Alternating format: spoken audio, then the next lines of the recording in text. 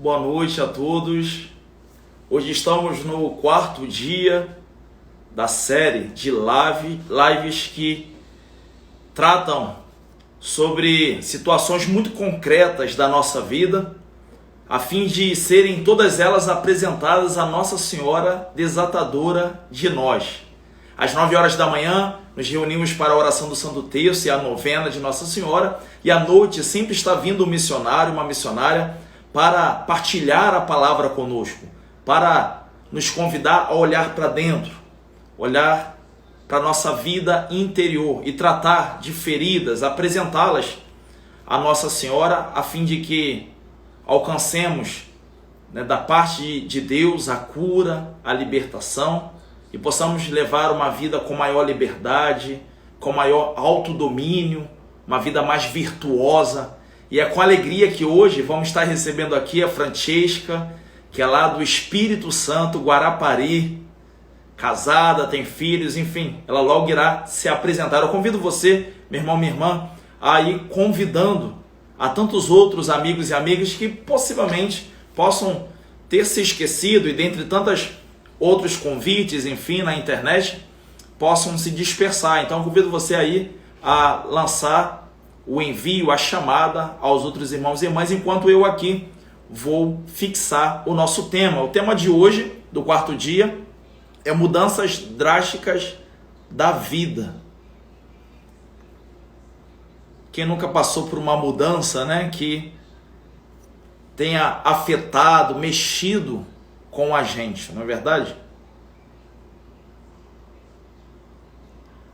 Se você perceber, muito dos temas que nós estamos tratando nessa semana, nessa novena em preparação a Pentecostes, alguns se perguntam, a novena de Pentecostes, mas está voltada à Virgem Maria? Veja, a Virgem Maria é aquela que antecipa a Pentecostes, Foi quando ela visita a sua prima Isabel, só pela saudação, Isabel fica cheia do Espírito. A saudação da Virgem Maria, a visita da Virgem Maria, faz com que Isabel fique repleta do Espírito Santo, ao ponto da criança que ela traz no ventre pular, saltar de alegria.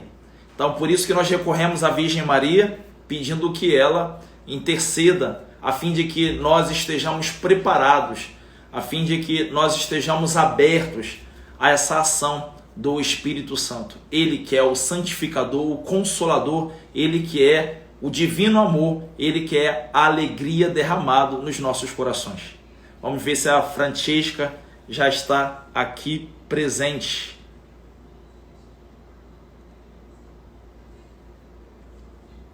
Vamos esperar a Francesca enviar aqui o convite.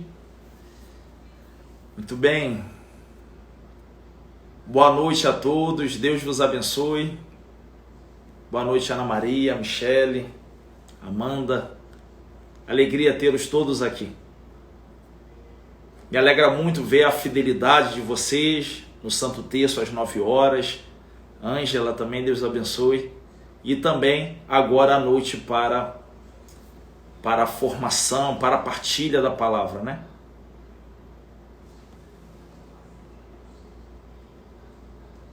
Muito bem, já está aqui. Deus te abençoe, Vânia. Olá, Francesca. Olá, Padre, boa noite. Sua Boa bênção. noite. Deus abençoe, seja muito bem-vinda. Meu muito obrigado por você ter aceito o nosso convite tão prontamente, de forma generosa, Porque foi uma coisa assim, nós não nos conhecíamos, Eu te conheci através da live que a senhora fez com o Badu, que é um grande amigo meu pessoal e também é um grande amigo da nossa paróquia, é um grande contribuidor na evangelização aqui do município de Seropédica, Rio de Janeiro. Enfim, fiquei maravilhado aí com a sua partilha e senti que o nosso povo aqui precisava também ouvir essa saudação sua. Você que faz um trabalho lindíssimo com as mulheres, não é? Eu queria também conhecer com maiores detalhes essa missão que você tem particular com as mulheres. Nos conta um pouco mais. Você é casada e tem filhos, né, Francesca? Isso, Eu agradeço o convite, a confiança, uma alegria para mim poder estar aqui. Sou casada, graças a Deus, há 15 anos. Tenho 3 filhos. Sara, que tem 13, Esther, que tem 9 e o Ian, que tem 6, né? E moro aqui no estado do Espírito Santo, na cidade de Guarapari. Aqui a gente desenvolve um trabalho com mulheres, sim. Eu atendo mulheres desde os meus 20 anos, né? Desde quando eu casei, que eu recebo mulheres em casa para conversar, para rezar, para ler, enfim. E aí Deus foi amadurecendo, né? Me amadurecendo e continua amadurecendo até o fim da vida. E foi trazendo mulheres assim na minha vida. E a Missão Ana começou tem mais ou menos uns 4 anos, né? E a gente desenvolve um trabalho com o resgate da identidade da mulher a partir da ótica de Deus, né? Quando Deus criou a mulher, ele pensou em algo, né? Deus não faz nada à toa, ao acaso. Então, a gente perde na nossa sociedade atual, a gente tem um déficit de identidade, tanto do homem quanto da mulher. E a gente trabalha esse resgate, né? Quem eu sou, aqui eu vim. Então, quando a mulher descobre essa vocação, ela consegue contribuir com a sociedade, né? E só consegue contribuir se ela descobre essa vocação dada por Deus, que é fantástica. Sou estudante de psicologia, estou no Esse 4º resgate da período. identidade realmente é algo que urge nos nossos tempos, né? Sim, urge, urge, urge. Nós estamos, assim, trabalhando muito para que isso aconteça em nós, primeiramente, e através da evangelização, né? Sim, sim, fantástico. Interessante que enquanto nós cuidamos das pessoas, Deus vai cuidando de nós, né? Você falava sobre Certamente. amadurecimento, né? Esse tempo todo que Sim, você vem cuidando das mulheres, por certo, o Senhor também vai cuidando de você, vai dando esse amadurecimento a partir também da própria missão, né? Do próprio trato com as outras é, mulheres, né? é. Você vai tendo Às contato vezes, com as misérias, né? às vezes as pessoas não têm a noção, né, padre, de quando a gente assume um chamado missionário, quão exigente é, né? Não só na questão de sair de casa, de ir ao encontro das almas, mas é exigente a partir do momento que eu me comprometo. Eu preciso estar com uma vida coerente com aquilo que eu anuncio. Então, isso exige de mim uma transformação constante, diária, né? E aí Deus vai nos dando a oportunidade de amadurecer, às vezes por livre e espontânea vontade, às vezes por livre e espontânea pressão, Sim. né? O que você está Graças a falando, Deus. assim, o quanto é difícil, por quê? Porque a missão é sempre um convite, primeiramente, a sairmos de nós mesmos, né? E isso É, não é algo fácil. E é uma não, não. obra que só é realizada se pelo Espírito Santo, né? Sem dúvida nenhuma. Eu comecei a vida missionária muito jovem, então não posso mentir que era algo que me encantava, né? Eu até brinco com meu esposo, a primeira viagem que eu fiz para pregar, meu Deus, que alegria! E aí na segunda eu já passei 12 horas no aeroporto, esperando o voo. Eu falei, opa, esse negócio não é tão glamuroso assim, não. Pensando bem, não sei se eu quero isso, não. Então vai exigir, à medida que a missão exige, a gente precisa adquirir habilidades para atender aquilo que Deus espera de nós, né? Então é um movimento lindo da graça de Deus que nos santifica a todo instante e usa de todo o meio ordinário para isso, né? São Sim. José Maria Escrivá já dizia isso. Deus usa do ordinário para manifestar o extraordinário. Então é uma experiência profunda e linda. Glória a Deus. Aleluia.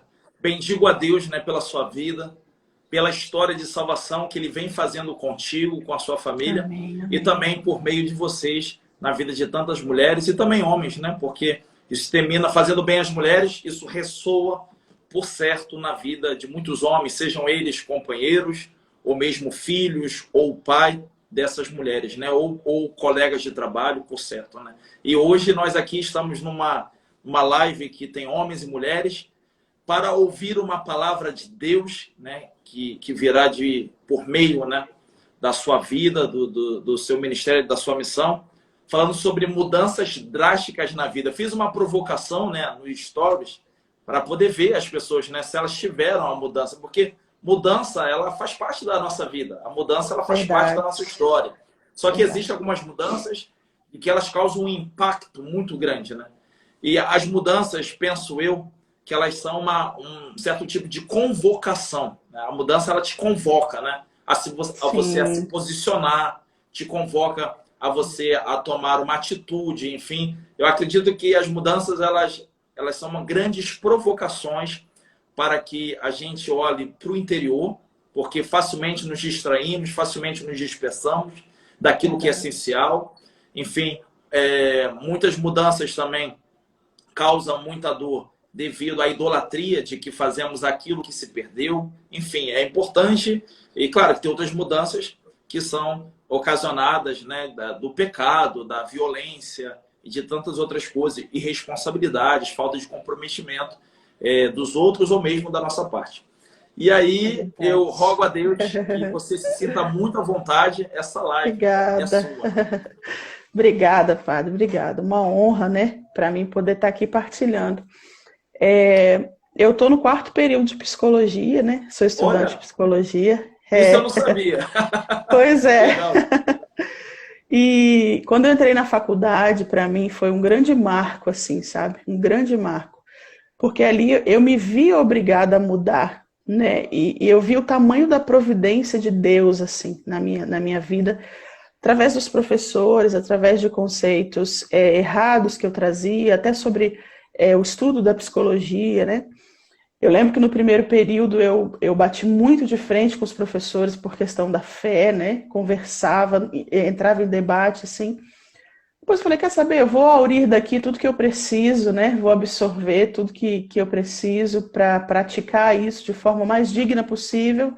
E essa discussão, ela não é de hoje, não vai acabar amanhã, então não adianta eu fazer todo um desgaste, né? Para poder viver essa faculdade. Vou viver em paz. Bandeira de paz, vou viver em paz. Sabedoria. Vamos viver em paz, isso aqui, senão não vai dar certo. E aí eu percebi assim, a primeira pergunta que eu me fiz quando eu me vi nesse processo de começar a estudar psicologia foi, será que eu tenho como mudar esses professores? Eu tenho como mudar isso? Eu tenho como mudar aqui dentro da sala toda essa corrente ideológica que se vive já há anos no Brasil, principalmente? Eu tenho como mudar esse marxismo enraizado naquilo que é passado? Eu não tenho como mudar isso aqui. Eu posso me mudar diante disso. Eu posso ter um posicionamento diante dessa situação. Então, quero partir dessa reflexão, desse princípio, né? Quando a gente vive qualquer mudança, qualquer situação que nos pegue de surpresa, né? Principalmente as mais graves, porque aquelas que entram na nossa vida de forma sutil, a gente vai meio que se adaptando, né? Aos poucos a gente vai se adaptando. Quando a mudança ela é boa, mas entra repentina, isso já causa um desconforto. Vamos pensar numa promoção no trabalho, né? A gente chega na empresa e o chefe fala assim, olha, a partir de hoje você é chefe de departamento. Isso é maravilhoso. Eu estou sendo reconhecida profissionalmente, eu estudei para aquilo, me preparei para aquilo, mas provavelmente eu vou me perguntar, e agora? Que ontem eu era subordinada e amanhã eu sou chefe. Como é que eu vou gerenciar essa equipe? Que ferramentas eu vou usar? Meu Deus, tenho que me preparar. Então é algo bom que já causa dentro de nós um desconforto por ser novo. Imagina quando é algo ruim. Se eu chego na empresa, nesse trabalho que eu amo, e o chefe me chama, na mesma situação, e diz assim, olha, você está demitida. A partir de hoje, nós não precisamos mais do seu serviço. As duas situações são novas, porém, aquela que é ruim, ela causa muito mais desconforto e uma polarização emocional dentro de nós, né? As emoções começam a oscilar de forma veloz. E aqui está o problema, eu não paro para me perguntar, eu não paro para me olhar, eu não paro para perceber que movimento aquela notícia, aquela mudança está fazendo dentro de mim. O exemplo que a gente está vivendo, né, dentro dessa pandemia, por quê? Se eu ficar perguntando por quê, se eu ficar culpando o governo, se eu ficar culpando a China, se eu ficar culpando o meu prefeito e etc e tal, eu vou resolver o problema? Não, muito pelo contrário.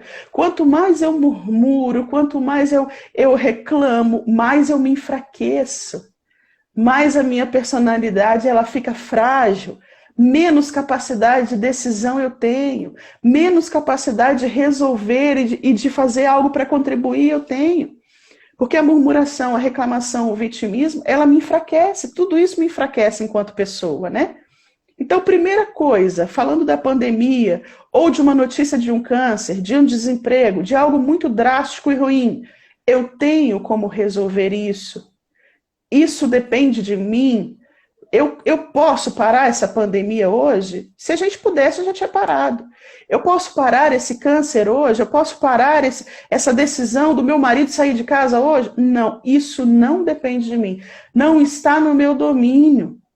Isso já me dá um lugar de segurança, né? Se não está no meu domínio, então o Viktor Frankl fala algo que eu acho fantástico, quando ele diz assim, se eu não posso mudar a situação, eu permito que essa situação me transforme, que ela me mude, né? Que ela me amadureça. Então, o movimento mais maduro e equilibrado da nossa personalidade deveria ser esse. Se eu não tenho controle, eu permito que essa situação, então, me transforme a partir do meu posicionamento diante dela, né? A partir da forma com a qual eu lido com ela. Só que no meio dessas emoções todas, a gente não para se perceber. Porque se a gente parasse, a gente ia perceber que dentro de nós está acontecendo alguma coisa. E por conta das emoções, a gente vai tomando decisões errôneas, uma atrás da outra, que acarreta mais sofrimento para nós e acarreta mais sofrimento para o outro, né? Então as mudanças, elas sempre... Pá, se eu quiser falar, eu só me interrompo, tá? Porque eu vou falando. A ideia mesmo eu só entro só para provocar e tô vendo... Tá ótimo, não precisa de provocação. Tô falando. Eu só queria dizer que eu amo o Viktor Frankl e acho fantástico você a logoterapia, né? dele, porque realmente a logoterapia... Estou fazendo um curso com o Dr. Luiz Henrique. Que maravilha. Um curso online das 10 teses do desenvolvimento humano. Sim. Eu tô e você fazendo mencionou também. ele agora, enfim, ele realmente é uma resposta... Ele é uma resposta exatamente para a questão do sentido da vida, do sofrimento do homem, né? Sim, uma resposta. Eu trouxe até um livro aqui que eu li, toda vez que eu vou citar esse livro, me dá vontade de ler de novo, que é esse aqui, ó. É Um Sentido para a Vida, Psicoterapia e Humanismo. Tem uma linguagem um pouco mais para estudante mesmo, mas enfim, ele fala assim... o que realmente importa e conta mais é dar testemunho do potencial unicamente humano, que em sua forma mais alta deve transformar uma tragédia em um triunfo pessoal. Olha que coisa mais linda. A nossa capacidade humana, ela alcança um ápice quando a gente consegue transformar uma tragédia em um triunfo pessoal. Então, aquilo que poderia, né, nos destruir, poderia nos tornar pessoas reclamonas, pessoas tristes, pessoas chatas, a gente consegue transformar num triunfo pessoal. E aqui tem um perigo muito grande para nós que somos cristãos, que a gente tem a mania de transcender tudo, né? Quando a gente está diante de uma situação difícil, de uma situação drástica, a gente pede a Deus um milagre e tem que pedir mesmo, incessantemente, porque Deus pode fazer. No entanto, Deus colocou em nós, dentro da nossa alma, o que ele chama de imagem e semelhança. Então, se existe em nós fragmentos do divino, a gente tem condições, humanamente falando, de contar com a graça de Deus e se posicionar diante daquela situação. Que o Viktor Frankl fala aqui, né? Um testemunho do potencial unicamente humano. Então, só a nós, Deus deu a capacidade de raciocinar diante de uma situação difícil. Será que é hora mesmo de correr? Será que é hora mesmo de eu reclamar? Será que é hora mesmo, né? Eu lembrava hoje, vou gravar um vídeo mais tarde para as mulheres, eu lembrava do meu esposo. Quando a gente se casou, eu fazia comida bem salgada, sabe, padre? Salgada. Na casa da minha mãe, quando eu cozinhava, era sempre para muita gente, né? Então, quando a gente se casou, eu não tinha ainda a medida de 2 pessoas para comer. Eu ficava ali, ou salgava, ou fazia muito, enfim. E aí, todo dia, quando meu esposo chegava do trabalho, que a gente ia jantar, ele fazia um suco. Ele batia lá a fruta e tomava o suco. Depois de 1 ano de casado, ele parou de fazer o suco. E aí eu falei, por que você parou de fazer o suco? Eu gosto tanto do seu suco. E aí ele me respondeu assim, porque você parou de fazer comida salgada. Eu falei, não acredito que você fez isso. Ele ficou 1 ano, presta atenção numa coisa tão simples, mas ele ficou 1 ano sem me dizer que a comida estava salgada. E aí eu falei com ele, mas por que você não me falou que a comida estava salgada? Ele falou, porque eu sabia que ia chegar um momento que você ia acertar. A gente estava no início do casamento. Então, essa polarização de emoções, ela não deixa a gente esperar. Espera, né? Santa Teresa vai dizer, calma, a paciência tudo alcança. Então, em momento de mudança drástica, não é momento de tomar nenhuma decisão importante. Isso é um ensinamento dos santos da igreja, né? Não é a hora que a gente está ali no olho do furacão, não é momento de você tomar uma decisão importante. Espera a poeira baixar. Não exteriormente, mas interiormente. Espera dentro de você as coisas se assentarem, para que a gente possa olhar aquilo com um pouco mais de lucidez, porque as emoções, elas tiram a nossa sobriedade, né? Elas tiram a nossa lucidez dos fatos. A gente não consegue enxergar os fatos como eles são. E a gente tende a tomar uma decisão da qual nós nos arrependeremos depois. E isso é perigoso. Então, mudou. O que mudou? Recebi uma notícia ruim. Peraí. Vou esperar isso fazer o barulho que tem que fazer dentro de mim, porque não é errado fazer barulho, não é errado chorar, não é errado a gente de vez em quando olhar para Deus e falar, o Senhor está por aqui mesmo, está onde? Eu não consigo te enxergar, eu não consigo te ouvir, eu não consigo te sentir, porque nós somos humanos. Então espera fazer o barulho que tem que fazer, chora, fica triste, depois passou, e passou o tempo que for preciso, porque às vezes na minha vida a notícia vai fazer barulho em 2 dias. Talvez na vida do senhor ela vai fazer barulho em 1 semana. Talvez na vida de quem está nos escutando vai fazer barulho em 1 mês. Então cada ser humano é um universo único. A gente não pode padronizar a dor. A gente não pode padronizar o luto, né? De uma pessoa, por exemplo, que está vivendo o luto do esposo, de um filho, e alguém chega lá na casa e fala assim, nossa, mas já passou o tempo, vamos embora para a vida. Não é assim que funciona. A dor, ela tem um eco único no coração de cada pessoa. Então eu preciso saber que eco é esse dentro de mim. Até quando vai fazer eco? E respeitar isso. Uma coisa importante também é a gente não sair falando quando acontece, né? Aconteceu algo ruim, eu já pego o telefone e eu já ligo e eu já falo. Isso eu tendo a assustar todo mundo que está à minha volta. Por exemplo, recebi uma notícia do desemprego, e aí eu já pego o telefone e já vou falando, mãe, pai, estou desempregado. Eu já causei ali, aquelas emoções ruins que estavam dentro de mim, elas passam a contaminar todas as pessoas que estão à minha volta. E as pessoas que gostam de mim, elas tendem a se posicionar, a tomar o meu partido, né? A partir da emoção que eu partilho. Se eu estou com raiva, se o senhor me chateou, se o senhor me magoou, me tratou mal, eu vou falar para alguém isso, que gosta de mim, que padre é esse? De onde que ele está vindo? Então, essa emoção ruim que está dentro de mim, ela vai também contaminar aqueles que estão à minha volta. Então, houve uma mudança drástica? Espera, não sai dando a notícia, não. Deixa primeiro doer dentro de você, doer um pouco, você já consegue lidar bem, passar a notícia com mais calma, aí a gente partilha, procura ajuda, né? Mas na hora que a dor vem, não é hora de botar para fora, é hora de deixar ela fazer o barulho que ela tem que fazer. Tem uma professora minha que ela fala bem assim, a depressão chegou, bota ela do lado e fala, e aí, filha, vamos para onde? Vamos caminhar para onde com esse negócio? Porque se a gente colocar ela na frente e começar a brigar com ela, não vai adiantar. Chegou, é uma realidade. E é interessante a gente olhar dessa perspectiva, né? Se é uma realidade agora, eu preciso me instalar dentro dessa circunstância e trabalhar com essa realidade. Não adianta eu ficar fugindo dessa realidade. A realidade da pandemia é uma realidade? É. Meus filhos estão todos dentro de casa, cada um numa idade escolar diferente. E que eu preciso monitorar ali os trabalhos, os estudos. E ainda fazendo a minha faculdade, que também está online. É uma realidade? Adianta eu ficar reclamando? Não adianta. Quanto mais eu reclamo diante disso, mais o meu cérebro vai entendendo, fazendo novas sinapses de enfraquecimento, né? E diante daquela situação eu fico meio que tão enfraquecido que eu não consigo enxergar as ferramentas que o próprio Espírito Santo me dá. Porque é o que o Papa João Paulo II dizia, né? A cada missão, Deus dá sim uma nova unção. Ele dá uma nova unção.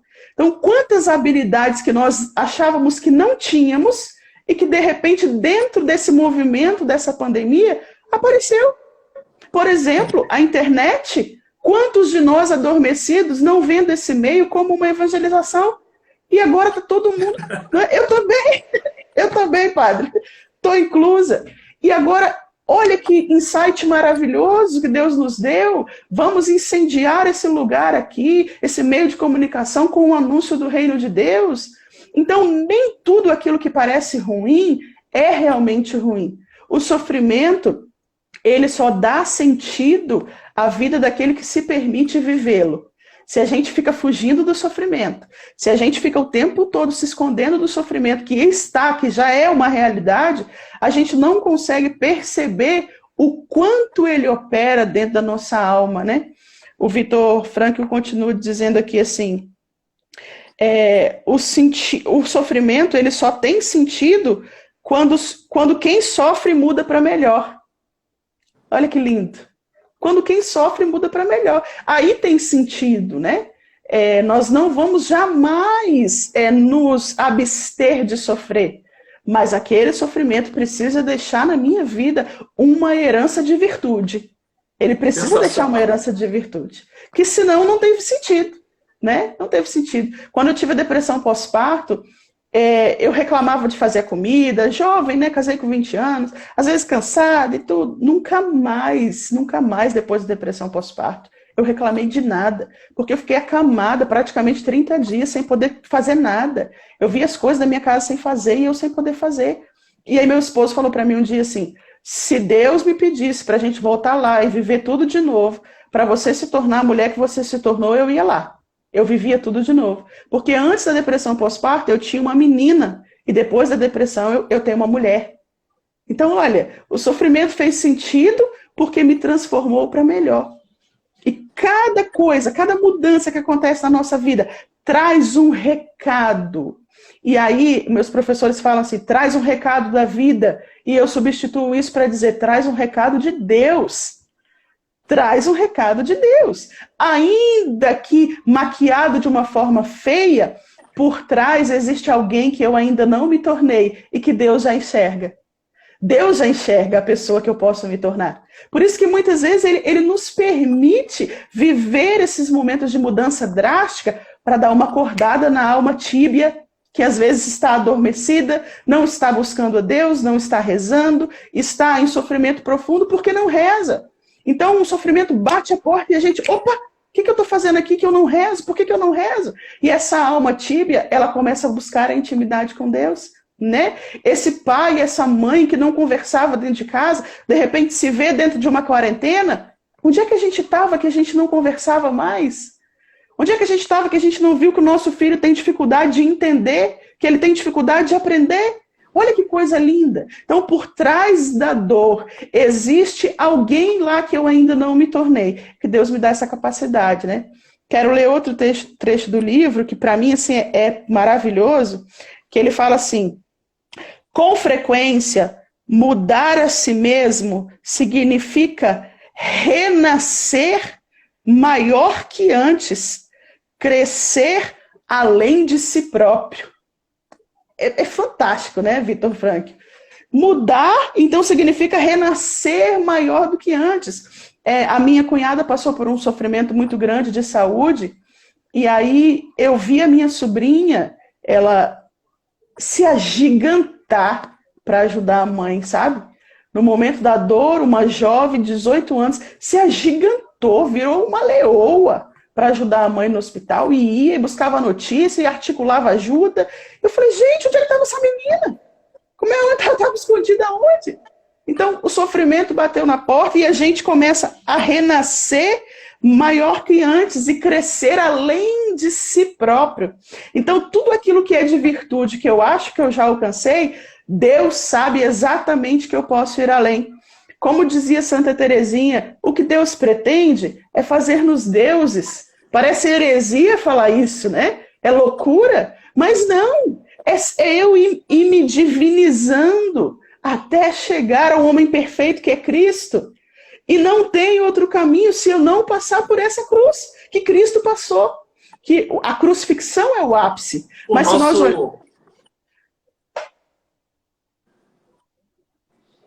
Francesca, eu não sei se é só para mim, mas a sua imagem, ela tá muito embaçada. Por que para será? você tá bem, né? Para mim tá bem. Tá. Enfim, o que acontece? Pode ser que seja minha internet, talvez. Isso que você está falando me faz lembrar um evangelho que fala assim, para os gentios, a cruz é uma insensatez.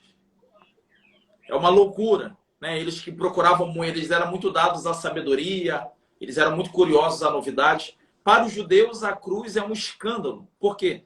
Porque eles se apoiavam muito nos milagres, no extraordinário, se apoiavam muito no sobrenatural. Mas aí vai ser dito, mas para nós, a cruz é sabedoria e força. Sabedoria e força. Interessante, Santo Agostinho vai dizer que o nosso médico, ele tomou primeiro o remédio antes de oferecer a nós o remédio, né? Então, Verdade. exatamente a cruz, né? Então, Jesus, ele é o nosso médico. E o remédio, vamos dizer assim, não que ele precisasse do remédio, mas para nos convencer, nós que somos seus pacientes, para nos convencer a tomá-lo, ele tomou por primeiro, né? Exatamente. A cruz, ela foi iluminada por Jesus Cristo, né? A cruz que era um instrumento, né, de terror, né? Era o domínio da morte. Ela foi iluminada porque quando ele assume a cruz, quando ele se deixa pregar nela e lá morre, ele, na verdade, ele a torna gloriosa para que todos nós pudéssemos nela subir, confiantes de que ali estaria o nosso triunfo. Fantástico. Estou gostando muito da sua apresentação e vou te dizer uma coisa, Francesca. Eu vou precisar ver novamente essa live. Eu estou aqui tomando nota, mas eu estou saboreando, eu estou com uma vontade já de vê-la novamente, porque, nossa, que riqueza, que riqueza. Deus abençoe a sua vida poderosamente para que você possa edificar a vida de tantos como a minha própria você está edificando agora nessa partilha. Amém, Padre. Bendito seja Deus por isso. Então, é exatamente esse movimento. Quando a gente olha para a crucifixão, que é o ápice, mas nosso Senhor, ele vinha caminhando na cruz diária, né? Quando ele era mal falado, quando ele era caluniado, né? E se nós olharmos para Nossa Senhora, quem mais viveu uma mudança tão drástica na vida como a Virgem Santíssima? Que loucura! Hoje, eu com minha filha aqui em casa, com 13 anos, de repente ela chega e fala, mãe, eu tô grávida. Meu Deus, o que eu vou fazer agora? Como é que eu vou fazer? Olhando para a Virgem Maria, e esse movimento dela de guardar em silêncio, né? De guardar em silêncio. Espera, vamos ruminar isso, vamos morder isso, vamos mastigar, vamos ver o que está acontecendo. Porque muitas vezes, Padre, quando a gente faz esse movimento, a gente chega à conclusão de que a coisa não é tão grande como parece. Eu suporto viver, eu suporto passar. Então, eu imagino Nossa Senhora vivendo esse movimento de surpresa, de mudança, mas espera aí, Deus está comigo. Se Ele está comigo, eu suporto passar. Se Ele está comigo, eu aguento passar. Então vamos viver um dia de cada vez, como nos ensinou nosso Senhor. A cada dia basta sua preocupação. É exatamente essa receita para viver qualquer mudança. A cada dia basta sua preocupação. Então, se hoje eu estou muito agitada, eu vou dormir e vou ver como é que eu vou acordar amanhã. Talvez amanhã, aí vai do temperamento de cada um também, né? Tem coisas que para uns é pequenininha. Meu marido, por exemplo, que é fleumático, ele é linear ali, ele não muda, ele tem comida, ótimo, não tem, tá bom, tá chovendo, ai que beleza, tá calor, tá bom. Eu que já sou sanguínea, já faz uma oscilação maior. Então, quando a gente se conhece um pouco, a gente percebe que cada notícia tem um movimento próprio para cada um, né? Então, olhando para Nossa Senhora, qual que é o segredo? Eu estou grávida, ótimo, José não sabe, e agora? O quer saber? Eu vou fazer o que está ao meu alcance, que é visitar a Isabel e servi-la. É o que eu posso fazer. É o que eu posso fazer. E aqui vem um movimento de humildade que eu acho fantástico. Eu preciso reconhecer até onde minha perna alcança. Eu não consigo mudar a pandemia, mas eu consigo passar o álcool em gel na mão e sair de máscara. Isso é o que eu consigo. Eu não consigo prever se amanhã meu esposo, que é autônomo, vai ter trabalho. Mas hoje eu posso economizar. Então, é o que está ao meu alcance. Não tem como a gente querer abraçar o mundo, né? Eu sempre falo para as pessoas que me procuram, perguntando sobre vida de oração. Eu sempre falo assim, começa, você reza, você tem a prática de rezar? Não, não tem. Ótimo, então você vai começar com 5 minutos diário. E aí a pessoa olha para mim e fala, 5 minutos? 5 minutos eu tiro de letra. Aí faz o primeiro, o segundo, o terceiro dia falha. Porque não tem hábito. Então eu preciso reconhecer, eu não tenho hábito. Se eu não tenho hábito, eu preciso começar pelo pouco. Eu preciso fazer o que está ao meu alcance. Eu fiz 30 dias de oração de 5 minutos diário para começar a criar o hábito da oração. E aí muitas vezes a pessoa começa com um rosário inteiro, daqui a um mês ela não reza nem um terço mais. Porque ela não construiu a casa pelo alicerce. Então, às vezes, o movimento de mudança vem e eu acho que eu posso arregaçar minhas mangas, ir lá e fazer acontecer. Não. O que está ao nosso alcance é servir como Nossa Senhora foi lá servir Isabel. Isso nos cabe. Então, se eu não tenho o controle, eu posso, então, me posicionar para que aquela situação me transforme. A partir da humildade, reconhecendo que eu não sou herói, que eu não sou heroína, reconhecendo que eu sou um ser humano submetido e completamente dependente da graça de Deus. Completamente dependente, né? Se Deus nos tirar a graça, nós não sobrevivemos.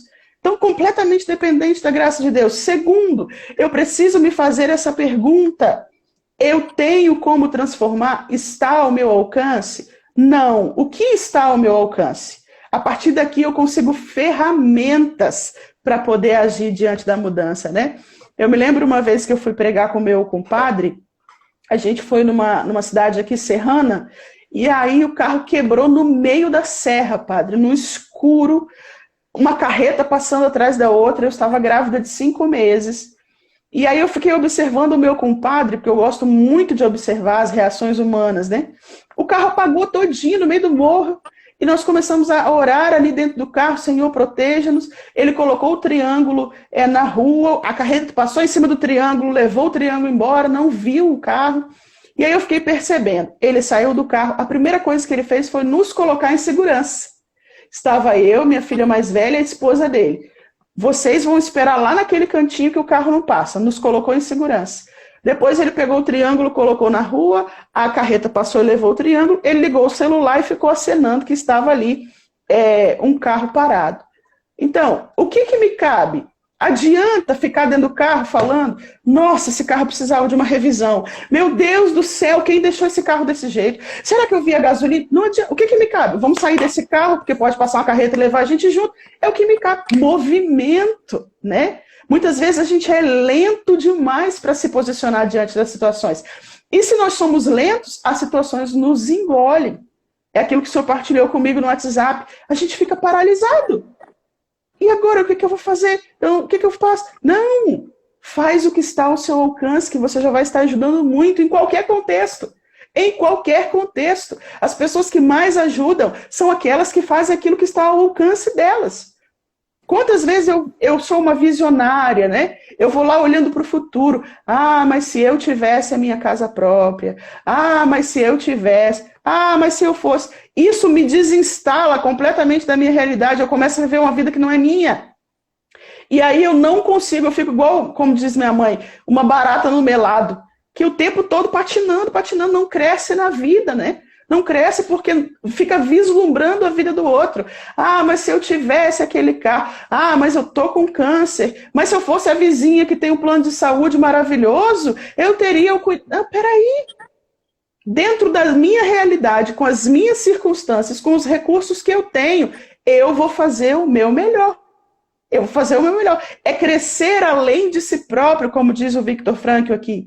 Não é crescer em cima do outro, não é crescer a mais do outro, não é olhar a vida do outro, é além de mim, sabe? Como aquela lagarta que vira borboleta, que tem que romper para poder sair. É exatamente isso. A gente precisa se romper em alguns momentos, né? Se rasgar em alguns momentos, deixar a alma dilatar em crescimento mesmo.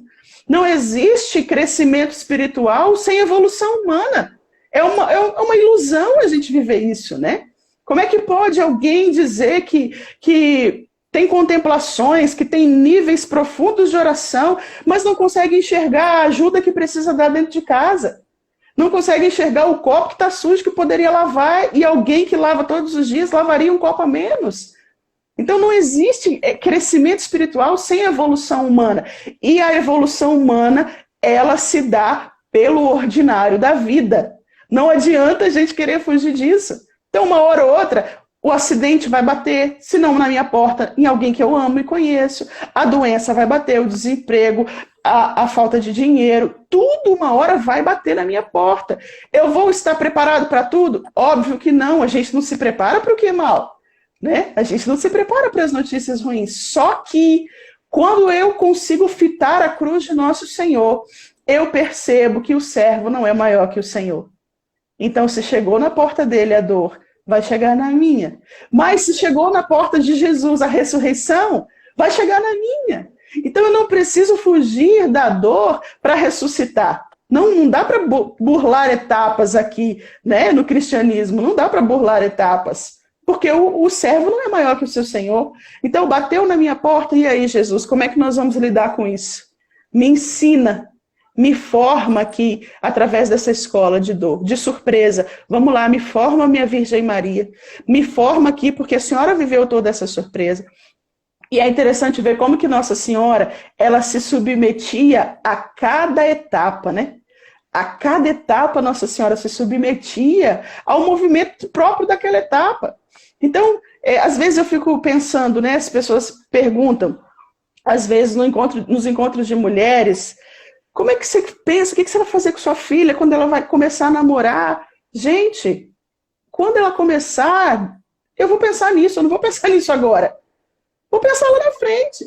Então, Nossa Senhora, ela se submetia a cada etapa. E aí, gravidez, gestação, vai servir Isabel, foge, nasce na manjedoura, Jesus é perseguido. A cada etapa ela estava ali com o mesmo movimento de segurança em Deus e de silêncio. Então, se a gente ficar pensando no amanhã, a gente não consegue se instalar na realidade de hoje. O hoje, a mudança que eu estou vivendo hoje, essa é a mudança que está trazendo o recado de Deus para mim. Essa é a escola que Deus está formando minha alma, né? Que o educador, o grande educador das almas, que é o Espírito Santo, é nessa escola agora que ele está me educando. Então, deixe-se formar. Deixe-se formar, deixe sair a soberba, né? Um ponto que a mudança bate, né? Ela trabalha profundamente na nossa alma, é a autossuficiência, porque a gente acha que tem o controle de todas as coisas. Quando muda, e agora? Aonde que eu vou pegar? Aonde que eu vou segurar? Deus sempre teve o controle de tudo, é que a gente não para perceber isso. Ele sempre está no controle de todas as coisas. Mas enquanto eu tenho segurança financeira, eu tenho plano de saúde, a minha saúde está ótima, eu consigo respirar, eu aconteço, eu estou ótimo. Quando isso falta, eu percebo que eu não sou mesmo autossuficiente. Eu sou completamente dependente. Mas a gente só consegue enxergar isso quando as mudanças batem na nossa porta. A dependência forja a nossa soberba, né? Quando a gente depende de alguém, quando eu me lembro na depressão pós-parto, eu dependia até de alguém para pentear meu cabelo. Imagina essa cabeleira cacheada para alguém pentear, e às vezes doía, a pessoa não sabe como é que faz e tal. Eu dependi de alguém para me dar comida na boca. Então, presta atenção, padre. Anos antes, eu tinha pregado, eu tinha falado numa pregação que depressão era coisa de quem não tinha Deus. Imagina! Deve ter sido um impacto muito grande em você, então, né? Sim, porque desconstruiu ideias, né, que você tinha. Completamente, desconstruiu, sabe? Eu pude sentir na minha pele, assim, viver aquilo, e eu falei, meu Deus, muito obrigada. Eu agradeci a Deus, muito obrigada, porque o Senhor não me deixou enganada. E aí, as mudanças, elas vão diretamente ao encontro da nossa soberba, do nosso orgulho, da nossa vaidade. Quando a gente se submete, a gente começa a adquirir as virtudes próprias que as mudanças nos trazem. Imagina Nossa Senhora, quando recebe a notícia da Anunciação, e aquela Nossa Senhora que estava lá em pé diante da cruz. Imagina que evolução que não viveu a Virgem Maria. Claro, ela é imaculada, não tinha pecado, mas a maturidade humana daquela menina que pergunta como se dará isso, e daquela que está em pé diante da cruz e consegue segurar todo mundo com a fé dela, olha o tamanho da evolução. É isso que nosso Senhor espera de nós, né? Por isso que os santos vão dizer, aceita tudo o que acontecer. Aceita tudo como se viesse da mão de Deus. É o melhor caminho que a gente pode seguir. Vamos aceitar e vamos permitir que isso nos traga o recado que o céu quer nos dar, né? Em cada momento. Nossa, fantástico. Que interessante você tocar nesse assunto de depressão. Porque, como bem sabe, né, é algo muito presente, muito experimentado nos dias de hoje. Agora, durante a pandemia, muitas pessoas têm recorrido também no privado, pedindo ajuda. E quando eu falo da importância, né, de ser acompanhado, de se submeter a um profissional também, além da direção espiritual comigo, né? Sim. Quanta resistência eu encontro nas pessoas, né? Às vezes algumas julgam, né? Poucas, porque as pessoas têm muito respeito à figura de um padre, né? Mas eu percebo que é como que elas entendem, muitas vezes é como se eu estivesse querendo passar o problema. E não é verdade, é porque ainda que o padre tenha um parecer assim de psicologia, uma coisa ou outra, né? É superficial e outra, além disso, é uma outra perspectiva, né? Porque o ser humano é uma composição complexa. Sim, então, espiritualidade é uma coisa, psicologia é outra. Só que se complementam, se esbarram. Tanto é que o psicólogo ele vai contemplar a partir do próprio paciente, se ele é religioso, né? Ele vai contemplar isso, né? É importante ele ter esse domínio de conhecimento. Sim, e respeito à condução da espiritualidade daquele paciente. Como também o padre é importante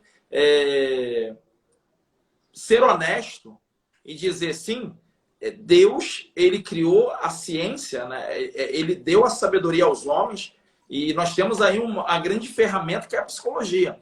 E aí você falava aqui uma coisa que eu tomei nota, achei muito importante, que você falou assim, não existe crescimento espiritual sem desenvolvimento humano. E a gente vem fazendo, né? Fizemos umas lives aí sobre temperamentos humanos, enfim, e numa perspectiva de fé também, como é importante se autoconhecer para poder também se autodominar, né? Dominar os maus instintos, as más inclinações, enfim, então estão muito correlacionados. E quando você fala de depressão, eu vejo que é muito importante a gente dar esse passo de quebrar esses preconceitos, né, com relação tanto à depressão, né, como você mesmo havia se colocado, né, como uma pessoa também que desconhecia. E veja que Deus não só desconstruiu o teu engano com relação à psicologia, como também ele te fez passar para que você criasse mais empatia com as outras pessoas, né, que recorressem a você com essa enfermidade. Com certeza hoje você pode falar com propriedade, com uma sabedoria, para além dos livros, né, como alguém que experimentou, que passou, né, por isso. É isso mesmo. Só quem passa realmente tem uma visão plena do que é, né? E eu não tinha empatia nenhuma mesmo, nenhuma. Muito jovem também, né? Muito menina. Então não tinha, para mim, era realmente, sabe? E aí eu percebo que Deus não se ausenta na hora da dor. Deus não se ausenta. É que a nossa visão, ela turva. Mas Ele está ali. Ele está ali presente, como sempre esteve. Na dor eu não consigo enxergar, eu não consigo ouvir, eu não consigo sentir, porém Deus está ali numa presença velada, numa presença escondida, mas segurando a nossa mão, nos sustentando, né? Porque Ele sabe quem nós podemos ser a partir daquela dor. E esse autoconhecimento, ele é tão importante para a gente não oferecer para Deus aquilo que a gente não tem. Quantos propósitos, Padre, eu fiz no início da minha caminhada e eu não consegui cumprir. E hoje eu consigo saber por quê. O meu temperamento estava imaturo. Então, eu começava uma novena, eu esquecia que eu estava rezando novena. Eu esquecia. Eu só ia lembrar, meu Deus, eu ia lembrar depois que já tinha passado. Ai, meu Deus, eu comecei uma novena. Eu começava a ler um livro, esquecia o livro, depois, meu Deus, eu comecei a ler um livro. Hoje eu consigo ler 3 livros no mês. É próprio. E aí a gente acha que a gente está, nossa, mas acaba demonizando, né? Achando que isso é tentação do diabo, é próprio do temperamento. Então eu consigo ofertar a Deus aquilo que eu tenho. Se eu não tenho, eu não consigo dar. Por isso a importância de se conhecer. A cada mudança, eu vou saber como é que eu reajo. Como é que eu reajo à mudança? Como é que eu reajo à dor? Como é que eu reajo ao sofrimento? Como é que eu reajo ao meu esposo? Como é que eu reajo aos meus filhos, né? E muitas vezes isso vai elucidar uma série de sensações que a gente tem diante dos sofrimentos. Vai elucidar, vai trazer luz, né? Eu já não vou mais me condenar tanto, porque eu vou perceber que a graça de Deus está permeando e que Ele pode me amadurecer, né? Muitas vezes a gente quer pular a etapa do amadurecimento, né? A gente acha que começa a rezar hoje, você já é uma grande alma espiritual. Não é assim. Tem um caminho a ser trilhado. Que os santos trilharam não vai ser diferente com a gente. Então, eu não posso negligenciar o meu esforço para alcançar a virtude, mas eu também preciso reconhecer até onde eu consigo ir com o meu esforço. E dentro de tudo isso, sobre tudo isso, está a graça santificante, que não nos abandona. Muito pelo contrário, né? Deus está conosco, Ele é o Emanuel. Isso nós não podemos ter dúvida nenhuma, né? Uma vez a senhora me perguntou no encontro de mulheres, Francesca, meu filho morreu debaixo de uma carreta atropelado. Onde estava Deus? Onde Deus estava nesse momento? Eu falei, no mesmo lugar. É que na hora da dor a senhora não vê. Mas Ele estava no mesmo lugar. Acontece que os sofrimentos humanos fizeram parte da vida do Filho de Deus. Não vai fazer parte da vida da senhora? Não vai fazer parte da minha vida? A senhora acha que Deus queria que seu filho fosse morto dessa maneira? Claro que não. Mas Deus não pode lançar a mão daquilo que Ele nos deu como preciosidade do nosso ser humano, que é a liberdade. Então, muitas vezes, o preço dessa liberdade é o ato mal que o ser humano comete. Mas como vai dizer o próprio Viktor Frankl, no campo de concentração, aquele mesmo homem, né? Ele vai dizer, o mesmo homem que fabricou a câmara de gás é aquele homem que ia para dentro dessa câmara de gás com uma oração nos lábios. Então, a liberdade humana está permeada da capacidade de fazer o bem ou de fazer o mal. Por isso, diante das nossas lutas, das mudanças drásticas da nossa vida, onde está o nosso foco? Isso vai fazer toda a diferença. O meu foco deve estar naquilo que aquele sofrimento pode causar em mim, de bom. E me permitir sofrer. Se permita sofrer, se permita chorar, mas queira passar por isso, ir além de si mesmo. Então, não é focar no problema, é focar naquilo que me cabe fazer para que aquele problema possa aurir de mim as virtudes que eu nem achava que tinha, né? Nossa, fantástico, sensacional, muita riqueza essa live. Meu muito obrigado, Francisca. Que agradeço, ao pessoal que está aqui nos acompanhando para seguir a Francisca, porque, por certo, há muito conteúdo no perfil dela, muito trabalho que ela vai realizar, que vai enriquecer a sua vida, que vai te amadurecer, que vai te ajudar a se desenvolver como pessoa humana e também espiritual. Convido você, Francisca, nós temos aí uns 4 minutos, a fazer uma súplica ao Espírito Santo para que a gente possa desfazer esse nó aqui, simbólico, né, como que passos que estamos dando junto com Nossa Senhora, desfazendo os nós. Senhor, o Senhor que é o grande educador das nossas almas, Espírito Santo, nós nos colocamos agora na Tua presença, submetidos à santíssima vontade do Pai. E te pedimos, ó Espírito, forja Cristo em nós. Forja Cristo no falar, no sentir. Forja Cristo em nós, nas nossas atitudes, no nosso posicionamento diante da vida. Não nos deixe, Espírito Santo, esmorecer, mas anima. O Senhor, que é o ânima, anima dentro das nossas almas todos os dias a fé, a esperança e a caridade, para que possamos trilhar o mesmo caminho que nosso Senhor trilhou. E um dia, no dia derradeiro, termos a certeza que as nossas almas descansarão no paraíso. Espírito Santo, nós nos submetemos agora e te damos toda a liberdade para que o Senhor nos ajude a caminhar na escola da Virgem Maria, que mesmo diante da cruz, permaneceu em pé com uma fé inabalável. Ajuda-nos a chorar e transformar as nossas lágrimas em combustível diário para continuar uma vida de esperança. Amém. Amém. Ave Maria, cheia de graça, o Senhor é convosco. Bendita sois vós entre as mulheres. Bendito é o fruto do vosso ventre, Jesus. Santa Maria, Mãe de Deus, rogai por nós, pecadores, agora e na hora de nossa morte. Amém. Glória a Deus. Glória a Deus. Glória a Deus. Aleluia. Glória a Deus por toda a sua obra. Bendito seja Deus pelas maravilhas, pelas suas intervenções, pelas suas providências na nossa vida, também nos concedendo essa partilha, esse crescimento, essa visitação do seu Espírito, pela intercessão da bem-aventurada Virgem Maria, desatadora dos nós. O Senhor esteja convosco. Ele está no meio de nós.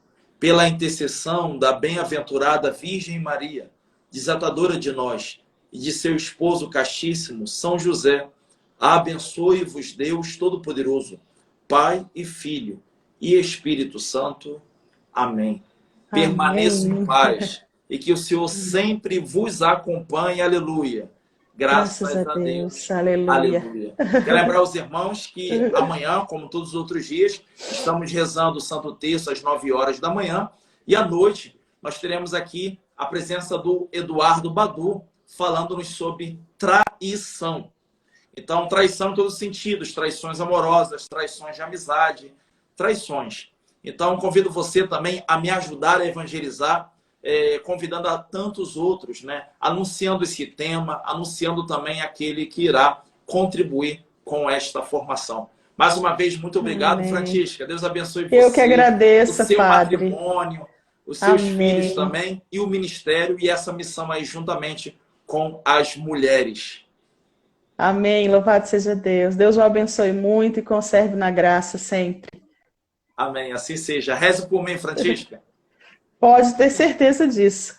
Obrigado. Graças a Deus. Unidos com Deus, gente. Unidos Deus em oração abençoe. e amizade. Abraço. Amém. Com Deus.